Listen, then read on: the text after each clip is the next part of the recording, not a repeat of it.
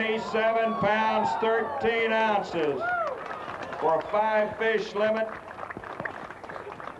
Is that the best 5-bass limit we've ever had? I think the best was 27.6 by Bill O'Connor at Lake of the Ozarks in 1980, and Denny Breyer of Camdenton, Missouri has broken that all-time 5-bass mark here at Rayburn.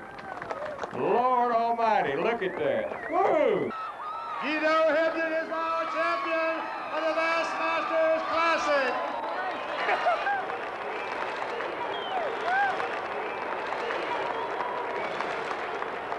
That's what it is, $108,000. One more time, folks, a good hand for our champion. I know he's here, Larry Nixon. I watch the scale now. 2 pounds and 2 to win.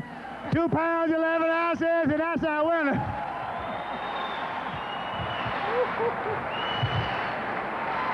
Hold me up, Ray. Oh. God, I can't believe this.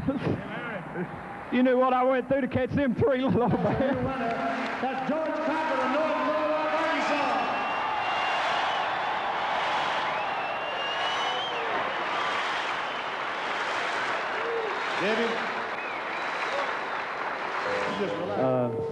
It's the best day of my life. This is what I dreamed of, is winning the Classic. This is my 6th time to qualify for the Classic, and the first 3 times I qualified, I was just tickled to be here. And the last 3 times I was wanting to win, and I just can't believe it. Well, thanks to both of you. It's a great victory. Folks, let's give them a great hand. We congratulate you as our champion.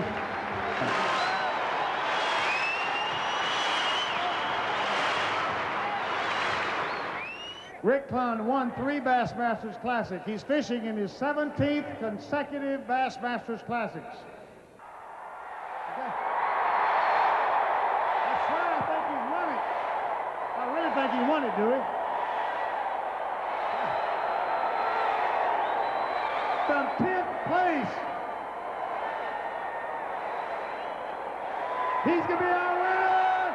4th time Bassmaster Classic champion, Rick Clunn.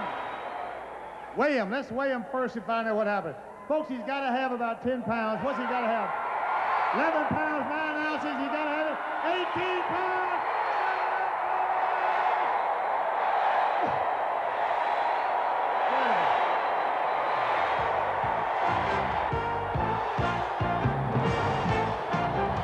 What is it that makes a champion bass fisherman?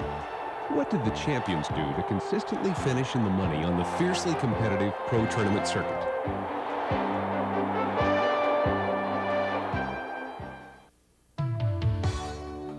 Join Tom Noakes, the host of television's American Fisherman, as he fishes with America's winningest team, Team Daiwa.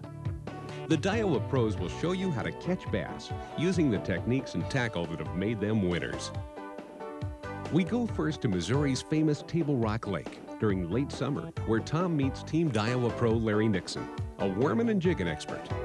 Larry is the all-time leading money winner on the BASS circuit and the only pro angler ever to win 4 Megabucks tournaments.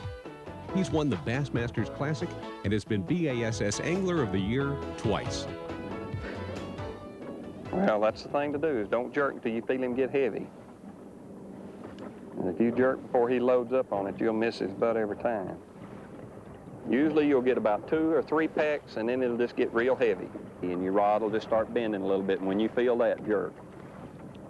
Do you use different weight lines when you're fishing? Yes, clear water lakes like this lake, Table Rock is real clear. And especially when you're fishing deep water and real subtle biting fish, they are real finicky, and line size makes a big difference. People think that worm fishing is very hard, but just drag that thing so slow on the bottom and you'll feel them just go poof. Oh, I nearly know that's a fish. I know it's a fish.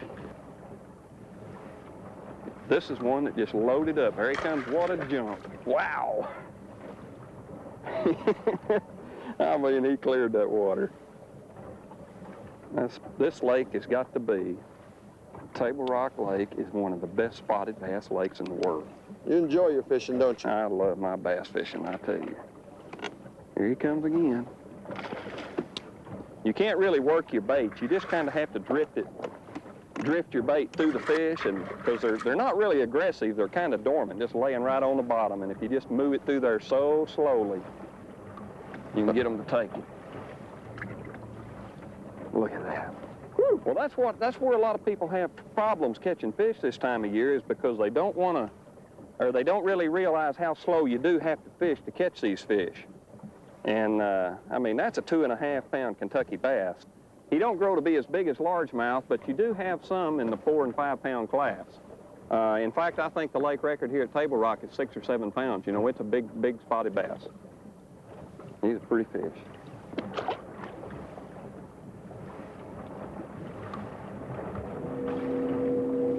There is a lot of different ways to fish plastic worms rather than just drifting like this. This is just a situation here that takes place on a lot of our lakes certain times of the year.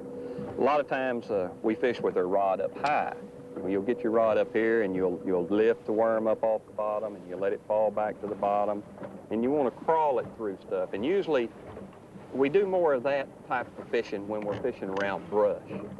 Maybe rocks on the bottom, or boat docks or something, where you want to throw your worm back in there and swim it through the water and then let it sink back to the bottom in kind of an up and down motion, just up and down. And, you know, so this is not the only way to worm fish. This is just a technique that is very good when the fish aren't chasing real good. You just keep it in front of them so long they can't stand it. I've had the pleasure of fishing with the Daiwa pros, and they've all developed rods. Can you tell me a little bit about the one you have? Well, this is a special worm rod to me that I designed for Daiwa, and when working through all the prototypes, the different types of graphite that we used, and what we finally come down with, you know, was just the best quality graphite that you could get, and good guides, and getting the right actions down. And this particular rod to me is the perfect action for casting, pitching, making short casts with lighter lines, and fishing plastic worms and jigs. And it has just the right action for feeling fish. You know, you need a rod that's real sensitive so you can feel the bass down there in that deep water, and then yet you want backbone built into the rod right up and down through here to get a proper hook set. And we worked long and hard on this rod, and one of the most important things about handles to me is that the rod blank itself goes all the way through the handle. And this handle is designed so that the rod blank itself is exposed right here to my fingers. When I'm fishing, I hold my palm the reel in my hand. I feel like this is a proper way that a man's supposed to fish, with your rod and reel right in front of you and your palm in the rod. And in doing so, you're in full contact with that blank at all times, and it just helps you feel fish a lot better. Sure is more comfortable. It's a lot more comfortable. Now, one thing we did do on our rods, we've got several different handle designs. You know, some are long, way out to here, and some are short. And that goes for different types of fishermen. Myself, I prefer a short, straight handle rod because I like to fish with my rod and reel right in front of my body. And I see guys over here fishing with a big, long rod under their elbow, and I don't know how they do it, because it's just a lot more comfortable to me right in front of me. More pig gravel. That's where they was at yesterday.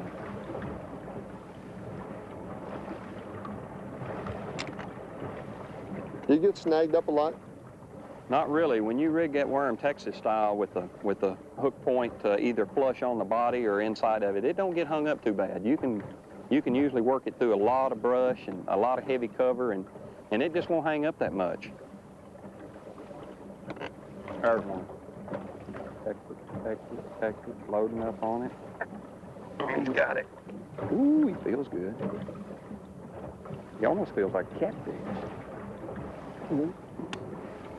Hold on, man. Is that a good one? It's a pretty good one. He's not a giant, but here he comes. He's a pretty good Kentucky. When I'm fishing, I never have a headache. Oh, come here. You got to be careful when you're picking them up? Well, it's just kind of hard. If they don't want to open their mouth, they're kind of hard to lip. Is it, for the beginner fisherman, is it real tough on the, you know, getting hooked? Well, when you're worm fishing or using jigs or grubs or something of that nature, you don't have the danger of getting hooked as bad as you do with crankbaits, but, you know, there's really no danger when you're worm fishing. That's a beauty. You know, rigging a worm Texas style, that's something that's been around for years. And this little hook that I use a lot when I'm fishing totally exposed water, when I say that, I mean where there's no brush, nothing to get hung on, and especially light line, people that use spinning gear, this little hook is it's just really unique. It's very simple to rig up. You just get just a little piece of the plastic worm at the very top, pull the eye of the hook down inside of it, and then there's a little spring on there that you just snap around the hook, and it keeps it from tearing up quite so bad. And to rig it up, you just take the hook point and stick it all the way through the worm, and it just lays flat on one side of the worm's body. It's totally exposed. And it just makes it very simple for people who use light line to hook fish. That looks real easy to rig. Real easy, very simple. And what I like about it is, boy, with 8-pound test line, one gets a hold of it, you just pull on him, and I mean, the hook just buries all the way through, and you never lose any fish. Larry, just let him have it.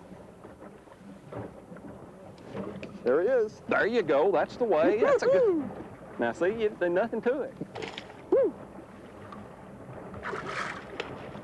Ooh, that's a good one. That's a 15.5, 16-inch spot. See, that's another name for them, the spotted bass. Call them Kentuckies and spots. Boy, they are so fat. They are footballs. That's a pretty one. Boy, I'd fish with you anytime, Larry. I'll tell you, it's kind of neat to be here and have a school of fish found, and boy, they are stacked. Boy, they fight for a small fish. They're a real strong fish. To me, there's nothing fights much better than a spotted bass. Smallmouth sometimes fight better because they'll jump a lot more, but they both fight real good. That is a nice Kentucky. It really is. Well, let's get back and do it again. This is easy. There he goes. Can we do that again? Yeah. We're going to do that a bunch. A very effective technique for fishing in heavy cover or around docks is flipping and pitching, and nobody does it better than Team Daiwa Pro Denny Brower. Denny won the 1990 Top 100 Pro-Am, has many other BASS tournament wins, and was 1987 BASS Angler of the Year. Let's join Tom and Denny on Central Missouri's Lake of the Ozarks. You're starting to get the hang of that pitching pretty good, Tom. You're getting back in there nice and soft, not splashed it. That's really a big key. Well, these docks look good, Denny. It's a pretty good dock normally. Get way back in underneath there in the shade. That's where they normally are this time of day. Suspended underneath that styrofoam. Get way back here, want to see what happened. It's got a little depth back there. Yeah, it's about 6, 7 foot deep right there. There he is. Come here, boy. Come here. Well, that was quick. Did he hit it right away? Yeah, he hit it on the drop. Right underneath that brush pile. Come on. You gonna get him? I'll get him. Don't worry. I can handle him. I've got this heavy line and this big rod. He's all mine. Oh, yeah. Come here, darling. Oh, yeah. Nice little fish. That's a beauty. Ate that worm. Flipped way back underneath in the shade. Let's go to the bottom. Boy, he popped it. There you go. Nice little fish. Let you grow up. That was fun. Yeah. So that's what pitching's all about. That's what pitching's all about. I pitched it in underneath in the shade there, and as it was sinking to the bottom, the fish grabbed it, and he ran underneath that foam. With a long rod, I was able to get him out of there and clear him of the cover before he got wrapped up in those cables. But the thing a person needs to pay attention to is when your bait's falling. That fish hit it as it was settling to the bottom, and in flipping and pitching, seems like probably 80–85% of your strikes come as the bait is actually falling. So that's when you want to watch your line. If it jumps or moves sideways or does anything strange, boy, just set the hook. That's the fun part. Well, I better get back in there. Absolutely. There's probably another one. Normally, there's 2 live in the same spot.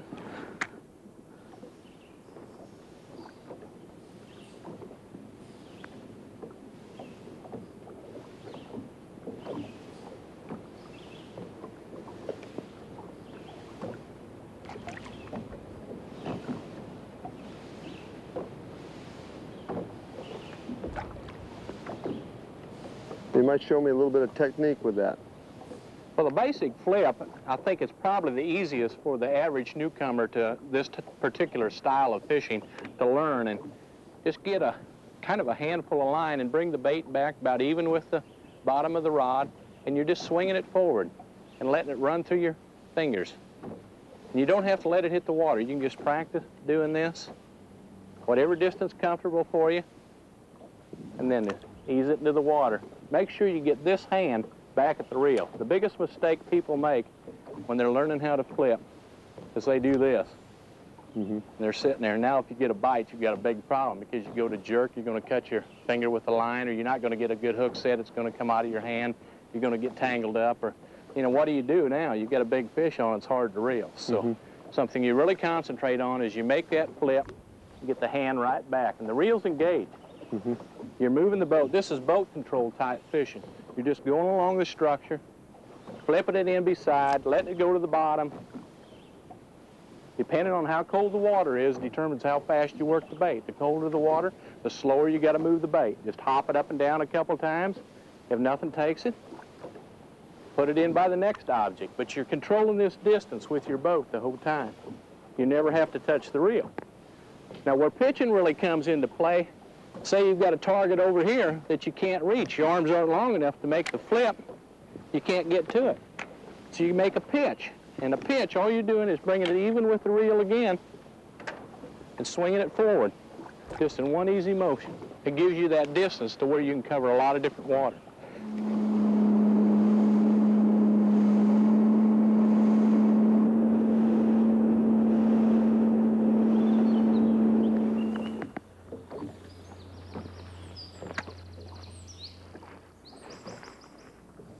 I understand you've been with Team Daiwa for a long time. Oh, shoot, I guess since probably '83 back in there. And I've seen a lot of developments over the years. I've seen, you know, different components used, equipment improve, and it's just fantastic right now. I hope they just leave it alone, leave it the way it is, because we really have been successful with it. I know we're probably the envy of a lot of other fishermen out there on the professional tour, because we don't have to worry about our equipment. We just have to go catch fish. Daiwa sure builds some beautiful rods. Oh, they really do. It's been a pleasure to work with their company. They let us play a part in designing both the rods and the reels, so we have no complaints. We're using exactly what we want. They gave us just a total free hand in our particular rod. In other words, Larry Nixon designed his worm rod, Rick Clundy's crankbait rod, George Cochran the topwater, Guido the finesse rod, and when it came to the flipping and pitching, they just really allowed me to do whatever I wanted to do, and I just felt that the 7.5-foot rod was the correct length for fishing heavy cover for the average person. This particular rod, Tom, we've got the long handle, which gives you the support underneath your arm for getting the fish out of the cover, or, you know, really wherever you want to put it, but it's a leverage thing, and it helps balance the rod. If you just had a short handle here with that 7.5-foot rod, it would be awful tip heavy. Yeah. By getting that handle back there, it gives you that support and makes it easier to fish with. And this rod collapses. You can, you know, collapse it down for putting it in your rod locker. And it's got the good guides on it where you're not going to get the line wear. And it also has what I call an 80-20 action, which to me is the most important part of the rod. It's 80% backbone and 20% tip. And what that tip allows you to do is to pitch the lure out there. To get that distance, the rod actually springs the bait out there, helps you make that cast. Well, I can see what the 20% is for. What do you use that 80% for? For horsing them 5- and 6-pounders right out of that brush and into the boat. You hit a fish with a rod like this, you get his attention, you get him coming, you get him out from underneath those trees. Otherwise, he's just going to wrap you up and break you off, and your percentages go down. You're really wanting to move the fish in a hurry with the flipping and pitching technique, and we're using heavy line. The lightest line I normally ever use when I'm flipping is a 17-pound test. Whoa. And a lot of times I'll go up 30, 40-pound test. And you've got total control over a big bass when you're using line like that. You're going to move him out of the cover. Once you get him out of the cover, then you can slow down and play him, and you're going to land a high percentage. It's really one technique to where if I go out and I get 10 bites, I feel I got an excellent chance of hooking and landing all 10 fish. What about the reel? The reel important in pitching? If you got a smooth reel like the TD1, the tournament type reels that Daiwa has, you're going to get more distance, especially with your smaller and your lighter baits. You're going to be able to get them in underneath the cover without backlashing. And a little trick that I do is whatever weight bait you got on, make an adjustment with your reel. It's going to keep you from overrunning when you do hit an object. A lot of times you try to pitch underneath a dock or underneath a tree and the bait will hit the front edge of the cover. And if you get your reel set wrong, you're going to get a backlash. Now we've got a little side adjustment here with our magnets where I set it about halfway, then I use the tension knob on the other side and push the button, and I want that bait to barely fall down like that. If I put on a heavier bait, I'm going to have to tighten it up a little more. If I put on a lighter bait, I'm going to have to loosen it a little more. But I want that bait to barely fall. Now if I do that, I can make my pitch and totally let go of the reel, and there's no backlash there. It takes absolutely no thumb control if you adjust your reels right. That's how fine they've got the reels built nowadays. It's just a matter of practice. The flipping and pitching is very, very easy to do. It looks hard because of the long rod, but that long rod gives you a lot more control over your bait as it's heading out there, and you can actually slow that bait down so that it's going to hit the water real light. And accuracy is not hard to do when you're casting underhand because you're watching your bait the whole time. I can watch my bait from the time it leaves until the time it hits the water. You make it look awfully easy. I hope I can do that someday. Well, with a little practice, I think anybody can get real good at using their equipment. We have equipment on the market nowadays that you don't have to fight, and that's part of it. It's good quality stuff, and if you practice a little bit, it's going to work for you and make the job efficient. Actually enjoyable because you don't have to fight it. We'll stay on the Lake of the Ozarks to fish with Team Daiwa's finessing expert, Guido Hibden. Guido is the master of light line techniques and won the BASS Angler of the Year title in 1990 and 91, the only pro angler ever to do it back-to-back. He won the 91 Florida Invitational, and he's won the Bassmasters Classic. Here's Guido. The reason I developed the rod was kind of for around docks and stuff like that. I thought we needed a little bit heavier rod. Most of these guys, they're accustomed to using, you know, heavier rods and heavier line and everything. And what I've done, I've kind of got started using this, you know, 10-pound line with, you know, a little bit lighter weight. Sometimes catches fish a whole lot better than it does with using 20-pound. You know, I think you're actually catching a fish that wouldn't bite, you know, heavier line and bigger worms and stuff like that. You're using a lighter weight. Plus, you've got plenty of backbone there, you know, that it'll land about any size fish that, you know, you get a hold of. When the boats aren't in the docks, does that make it easier to catch them? You bet. You know, they're out running around having a good time now. And that lets you fish right up in the wells of those things. There he is. Whoa. Oh, you're nice. Is that a little better? Better. We've been catching these little Get baits. him out from underneath that dock. Don't have to have that great big heavy line. That's a beauty. Coming around, coming around. Do you do this Nice often? fish. You bet. Like he's light line around these docks. That's good fish. How about that? Let me see it. Whoa, way to go. Nice fish. Yeah. They sure are beautiful. Let's get me one like that. Well, do it. Now, you promise? I promise. I'm going to keep you to it. Nice one.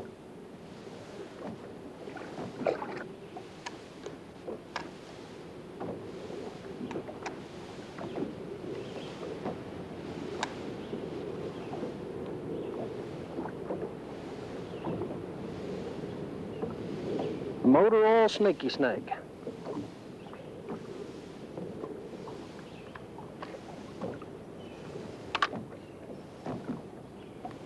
Give me an example of the technique that you use. Basically, all that you're doing, just pitching it in there and getting it right down in that brush. And what are you feeling for? Well, you just come over about every limb. When you get a bite, you want to just kind of pull on him a little bit to get him to come up out of that brush, you know, before you actually set the hook, because you don't want to set it while he's down in it, not with light line anyway. How are you pulling him out of the brush? I don't understand. You just keep a little bit of tension on them. Usually they'll follow that tension right up out of it. They'll hang right onto that worm. Just follow the tension right up out of it. Then after you get him out of the brush, you can set the hook on him. So it is definitely a feel. Yeah, it's kind of a finesse type thing. You know, they'll come right out of it. How long you let them have it before you set the hook? Not very long, you know, just long enough to make sure that you've cleared the brush. And then you can set the hook on it. Do you have a special way of setting the hook? I use more of a, you know, the hooks are needle sharp anyway, so you just use more of a pull than you do really a hard hook set. The rod does all the work. So you don't snap the rod or anything like that? No, I really don't. The harder you hit a fish, you know, the crazier you know, he'll just go crazy then. You don't want him to really do that when he's around all that brush. Well, that was sure fun this morning. I think we had a pretty good time. You know, we're going to catch some more here in a little bit, but you know, that's the first time I've been on the lake for a good spell, and I think we had a pretty good morning.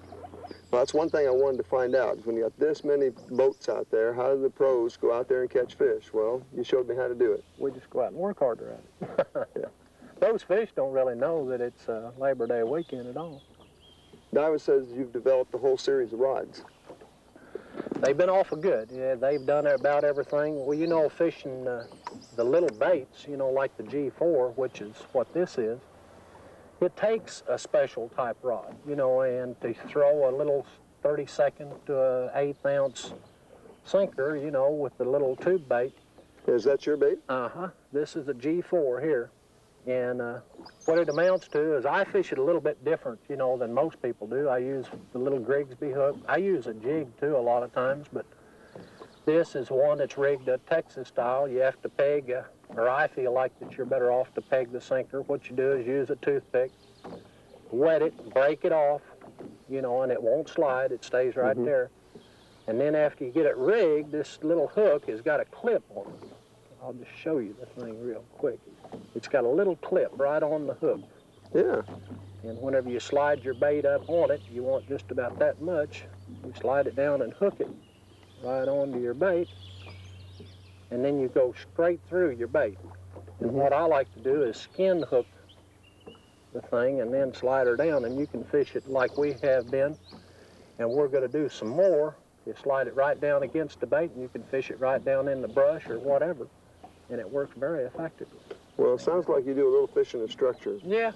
This, the Team Daiwa rod is our new 6'3" rod is what it amounts to. That's the length of it. And they've done about everything that I've asked them to do. You know, I wanted a rod that was a little bit heavier, so they made a 3-power rod instead of the 2-power rods, which most of them are that we use anyway. And we've made 1- and 2-power rods up the list. Well, I've kind of felt like that we needed something a little bit in between, so that's why we come up with the 6'3" and the 3-power rod. I'll show you after a while what it's really like to get around some of this brush. You know, what it amounts to is getting that fish on there and actually, after he bites it, kind of pulling on him, leading him out. Then you can set the hook on him. Well, I sure noticed that you've got the light tip on that and still plenty of backbone. It's got a real fast tip up here on it, and it's about 10 inches of the tip is pretty fast, is what it amounts to. And, you know, it'll let you skip, it'll let you get around places where you probably shouldn't be a throwing light line, but nevertheless, if you don't make that cast and try it, you know, you'll never know whether you could have caught the fish or not. You have to make him bite before you have to worry about catching him. That's absolutely. For sure. I do use the oversized reel. I use a 1600 reel, where a lot of the other guys, they use, you know, the 1300 reel, but I use a 16, and, you know, I get along with it just fine. I think doing a lot of skipping around docks and stuff like that, I think you'll have a lot less problem, you know, if you use a little bit of oversized reel. You know, you can put a lot more line, that's for one thing. Sure. And I just like a little bit bigger reel. Yeah. Well, I'd sure like to go do it some more. Let's do it. Is that okay? I'm ready. It's, you know, that's part of it. You can still catch fish on these on these weekends. In the world of bass fishing, there's nothing more exciting than a big bass exploding on a topwater bait. Team Daiwa Pro George Cochran has used topwater techniques to make it to the Classic 9 times, winning it in 1987. Let's go with Tom to the Arkansas River, one of George Cochran's favorite places to work topwater baits. There. Way to go, George. How about that? You see that fish come right off those rocks? Yeah. The first time he swirled and missed it, and that second time I slowed the topwater down and stopped it right in the middle of the retrieve, and he couldn't stand it. That technique of twitching it sure works.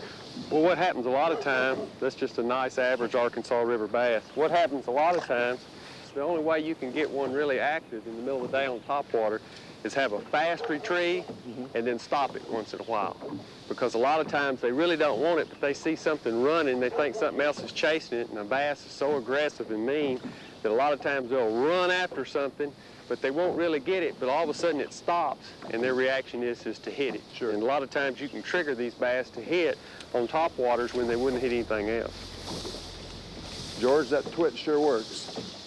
Well, sometimes what makes a guy a little bit better topwater fisher than others is that he pays attention to little things that he does that helps him catch more fish than just the average topwater bait. In other words, like I said, there's sometimes that you want to throw that topwater, you want to work it real fast and stop it in key areas and let it sit for a while. Then take off with it again. In other words, if you've watched a lot of times, you'll see minnows dancing and they'll hide. Then all of a sudden a fish gets close to them and they'll take off running again and the bass explode on it. It's just a reaction that they have a lot of times they won't eat anything or attack anything unless they see something running from them. And a lot of times that's the key to catch them on topwater, is to give them that look that looks real and looks like something's trying to get away from them real quick, and then you stop it at a time and he hits it before he thinks about it. Whereas sometimes a real slow retrieve, you can't get a fish to hit it, he'll swirl at it. And that's why a lot of times I'll mix up my retrieves several times until I find a way that I can trick them. One thing fishing surface plugs, I always feel real anxious. You know, I'm like, if I look away, he's going to hit it. Well, the one thing good about topwater baits is that usually if you get a fish to hit your lure, it's got 2 treble hooks, 3 treble hooks on them, you don't lose too many fish. But the key thing about topwater baits is you can set the hook too late sometimes and miss the fish, or you can jerk too quick. And what I mean by that is, like on a topwater bait, particularly like these that we're working, usually when the fish grabs the lure or hits, it's automatically he set the hook himself, because you're pulling it, making a retrieve, the fish explodes on it, he's hooked. And a lot of times, if you're working some lures and you're working them real slow and all of a sudden the fish swirls at the bait, I always wait a little while to set the hook, because he just kind of rolls over and grabs it in his mouth. Instead of the explosion, a lot of times he's already got it. So the key sometimes on topwater fishing, if a fish comes up and he just swirls at your bait, is don't jerk until you feel him. That's pretty hard to do. That's hard to do for people that aren't used to fishing topwaters.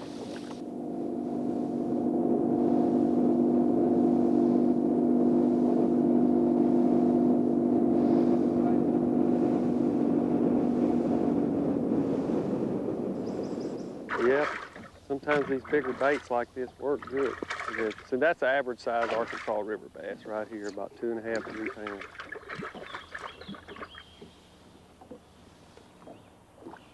Hey, that's a beauty. Ain't it pretty?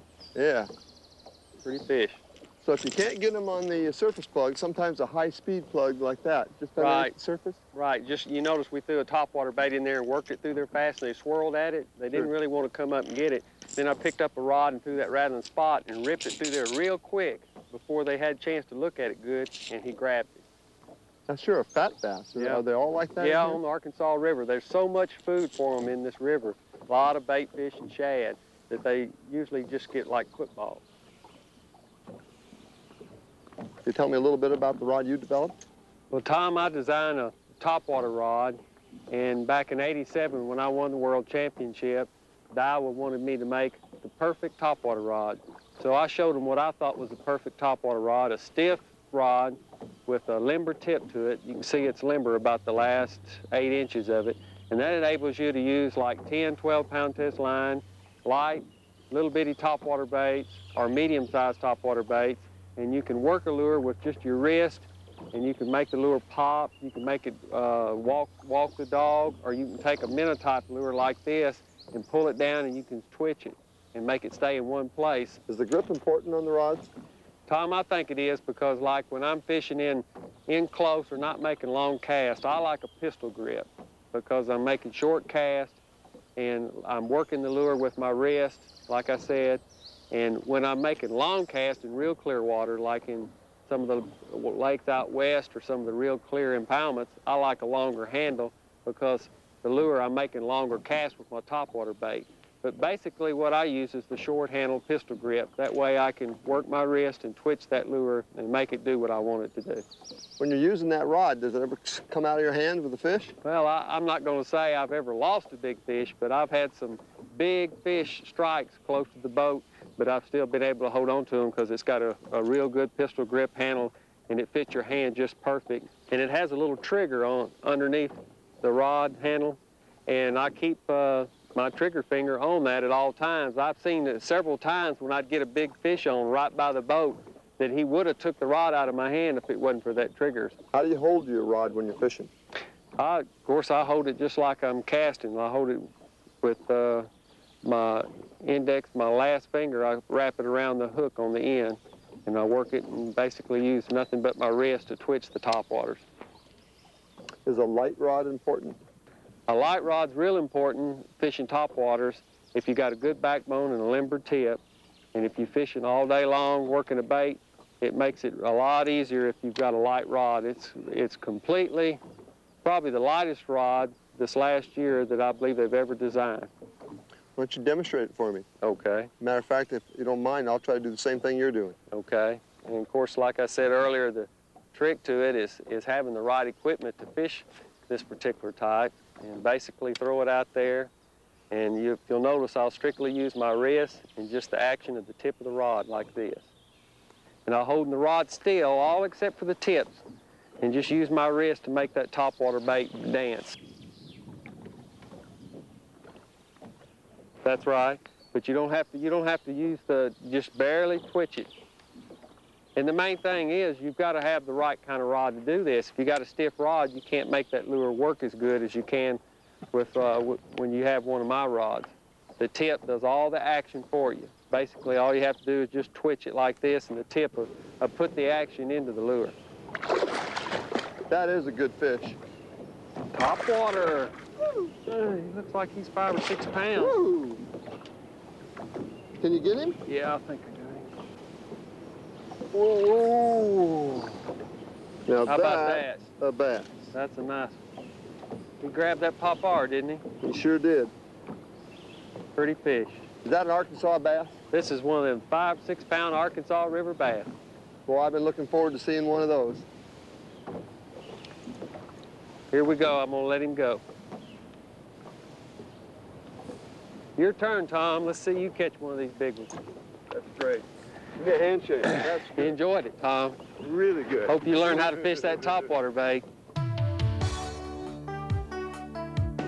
Only one man has ever won the Bassmasters Classic 4 times.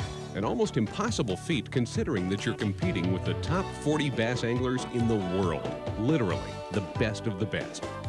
That man is Team Daiwa member Rick Clunn, who in addition to 4 classic titles, was also BASS Angler of the Year in 1988. Rick won the 1990 Classic on the James River, fishing with the Daiwa crankbait tackle he designed. Tom caught up with Rick at Table Rock and learned a few things about fishing crankbaits from the world's leading experts. Rick, I've sure enjoyed working with the pros. They've all developed rods. Can you tell me a little bit about the one you've developed? I still fish basically a glass rod, and a lot of people confuses a lot of people why I do that, but there's some real functional reasons for that. And it's because my style of fishing is a lot of crankbaits, and crankbait's a little bit different tool than most other lures, and so that's really why the rod has evolved the way it's evolved, is to fish the crankbaits more efficiently. That's a pretty hefty rod. Yeah, it's a hefty rod, and that kind of sometimes, again, causes people a little confusion because they think of themselves as, well, I'm not a very big person. I guided for like 12 years, and one of the hardest clients I had to get to catch crankbait fish were women and young kids. And then I'd say, well, here, use this rod. And they said, man, that rod's too big for me. In reality, this rod really enables small people, or all people, really, to catch fish on crankbait, because the real key is it's a two-hand rod. And one of the laws of nature is conservation of energy, and this is what you're doing with this rod. A crankbait is a bait that definitely, a lot of people don't like to fish it because it works you very hard, but it also works very hard for you at the same time. But it tends to wear some people out very quickly. But with this two-hand rod, then it becomes like a surf casting rod. And with a crankbait, it's the one bait that I do recommend you try to cast a long distance. Most baits, no. Most baits are short casts, pitches, and that's much more efficient. But with a crankbait, you got to remember it comes back in a parabolic curve. And distance is what allows you the ability to get down to the proper depth. So the crankbait, you do need to be able to cast a long distance, and this long rod then allows you to do that. No fisherman I've ever met is good enough to anticipate every strike, so then it's really then the function of the rod to give the lure to the fish, and that's why I use a glass rod.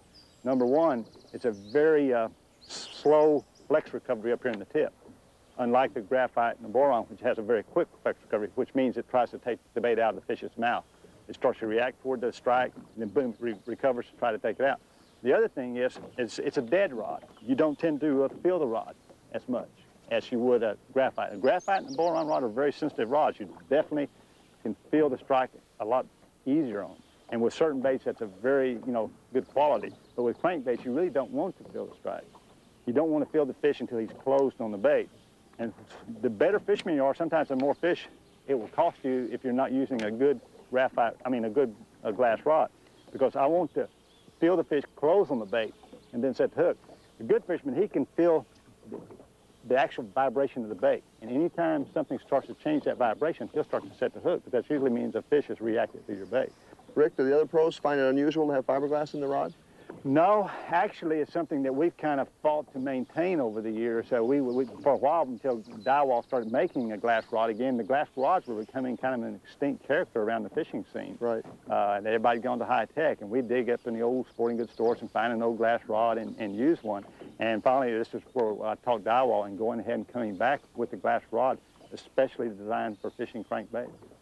Is the handle and the grip important? Yes, it is. And again, it gets back to the people that tend to be, I'm not really a big person. My arms are not big. My hands are not very big. And if you get back to these younger people or women that I used to guide, and you fish a crankbait all day, like I said, it can work you pretty hard. As you see, I cast like a surf caster. And then another thing is when I start to retrieve, I line the handle up down my forearm, and then I can lock it against my side. And then I can crank without a lot of, stress on my shoulders, my arms, and that way it doesn't wear you out near as fast during the day, and you can fish it for those long periods of time sometimes that you need to fish a crankbait. Well, I've been looking forward to some technique. The number one quality of crankbait is deflection. It's not stop and go or how fast you're working, which those two play a role at times, but more importantly, it's deflection. And what I mean by that, it's hitting something and deflecting off, whether it's the bottom or near bottom object. That's really the critical part of working a crankbait. If you don't do anything but get the bait to deflect off the bottom, near bottom objects, you don't have to worry too much about other technique. Because a bass is basically a predator, and all predators, again, are controlled by certain laws of nature, and one is to eliminate the weak. What indicates weak to the bass is irregular motion, irregular action, something that's very erratic. And when that bait deflects, it triggers that bass, sometimes whether he's feeding or not, by reflex to strike to eliminate that weak prey. And so that's the most critical thing about working that crankbait is that deflection. And again, that's why you need to cast past your target, so when you get the bait down and you're able to deflect off that underwater hump, that underwater creek ledge that you're fishing, or that underwater brush pile, whatever it is you're fishing.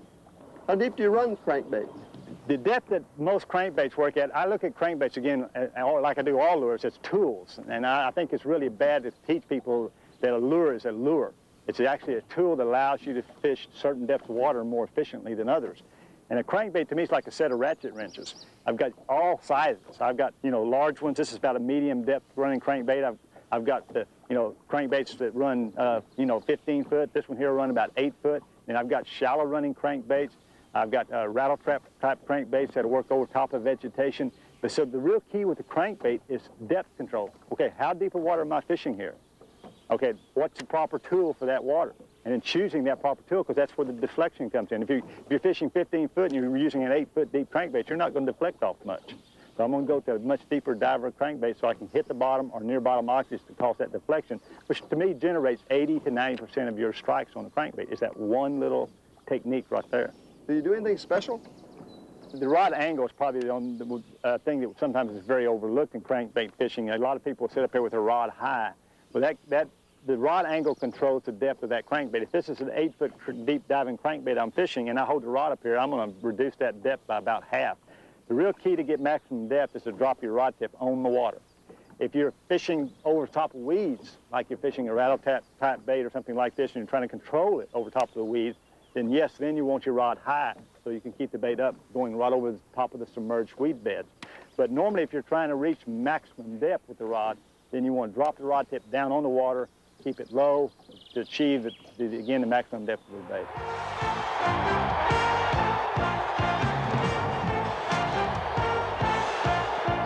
You can be a winner too with Daiwa rods and reels.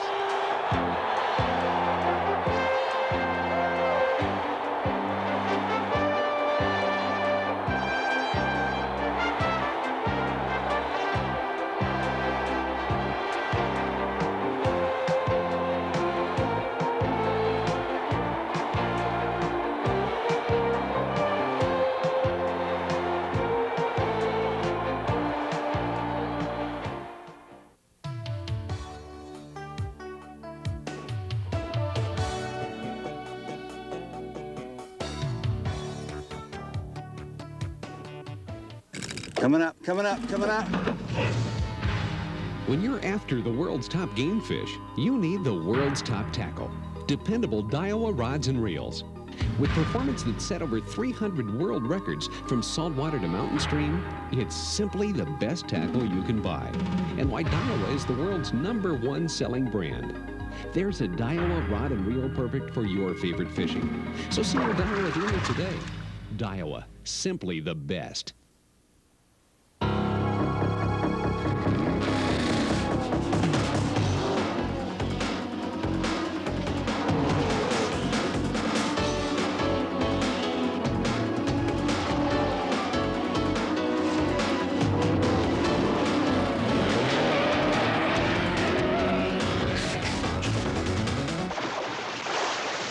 Tournament-tested technology makes every Daiwa rod and reel a winner.